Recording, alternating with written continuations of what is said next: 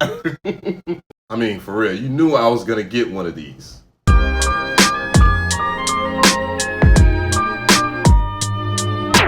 The sequence.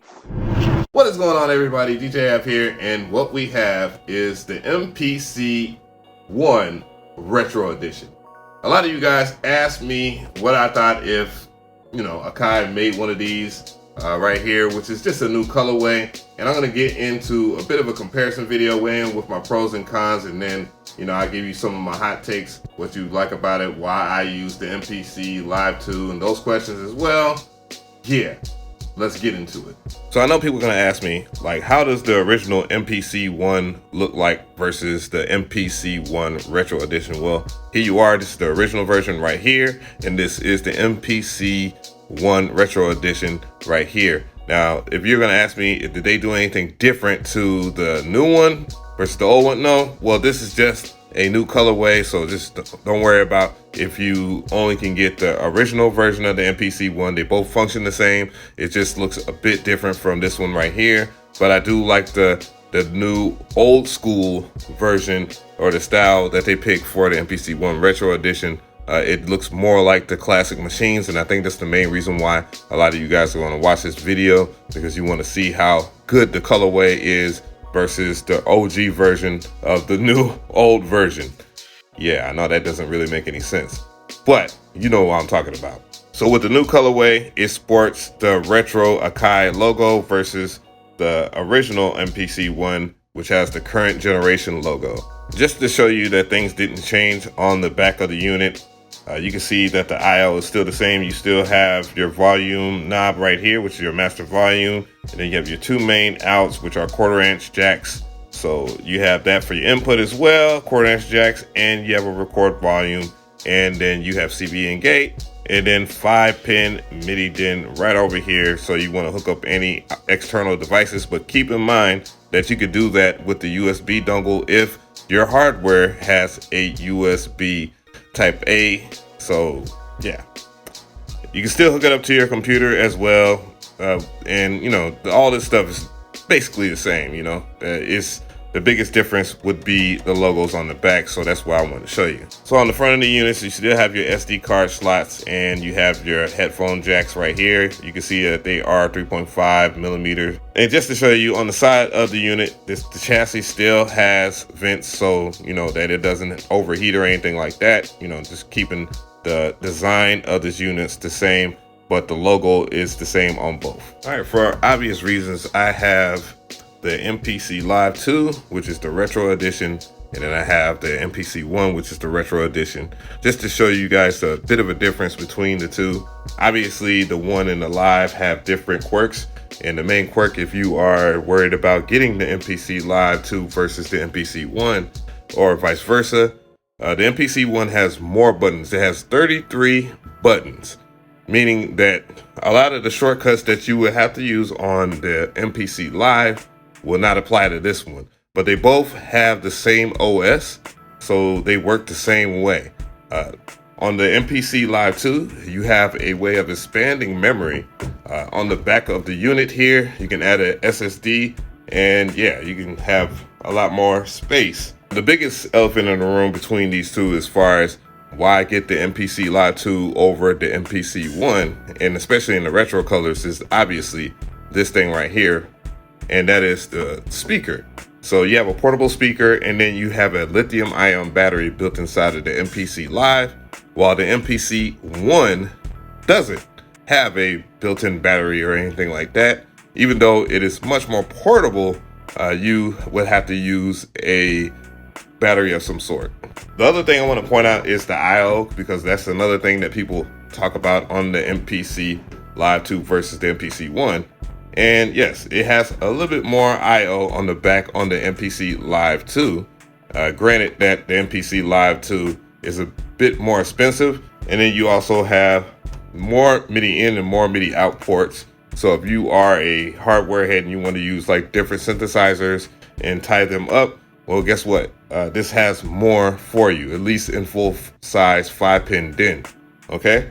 But one thing I will say as a bonus, if you do buy the MPC ONE Live or X, you can run multiple synthesizers via USB, and that is one of the most helpful features of version 2.9. So make sure that you update your firmware to the recent version, so that way you can get all of the new features. When you get the MPC One, you'll have the 2.71 firmware inside of there, so make sure that you update that. I just want to make sure that you guys know that. And you can also see some of the new features on this version versus this version right here, which is 2.7, and this is running 2.9 right now on the MPC Live 2. So yeah, it is a huge difference. I know a lot of people ask me about the pads on the MPC Live 2 versus the MPC One, so why I got the retro versions right in front of us. I want to make sure that you know that the pads on the MPC One are smaller than the MPC Live. If you're gonna ask me my opinion as far as working with either or, they both feel pretty natural. These are very good actionable pads on the MPC One versus the MPC Live. So yeah, you'll get good pads on either or. It's just a matter of preference if you want bigger pads versus smaller pads. So, you know, if you want to save some money and get some of that performance, well, the caveats aren't that bad. One thing I will say though, as far as a caveat for the MPC Live 2 versus the MPC One, while I like this volume knob on the top of the unit right here on the top of the chassis versus the MPC One having it on the back of the chassis. Last but not least, and I'm all over the place with this, but let's talk about the button quality on the MPC Live 2 versus the MPC One. So a lot of people have their personal preferences if they like clicky buttons like on the MPC One over here, which is more like the classic MPCs of yesteryear, versus the more mushier, but a little bit, in my opinion, comfortable buttons on the MPC Live 2. That's the one thing that it comes down to personal preference. That's just one thing I would like to say. You also have less buttons on the MPC Live 2, which I talked about a little bit earlier. 33 versus 27 buttons. Yeah, it doesn't seem like a big difference, but it will be, and that kind of makes the workflow a little different, but not too hard to adjust to. But what I'm gonna do here is what I always do. I'm just gonna make sure that everybody sees this in action. Sample edit, and we have the sample here. I have plenty of tutorials on how to sample.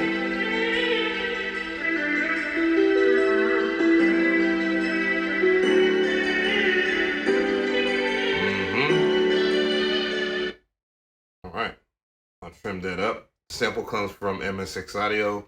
Lo-Fi Melodics 13, I believe, or 11, one of those two. I'll link it in the description box. Let's see, all right, I'm gonna do BPM chopping. If you got a perfect loop or anything like that, BPM chopping is really cool because you can do stuff like this.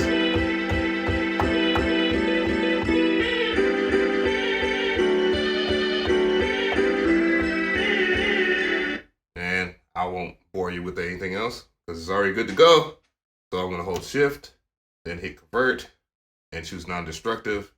You already know the vibes, and we should be good to go.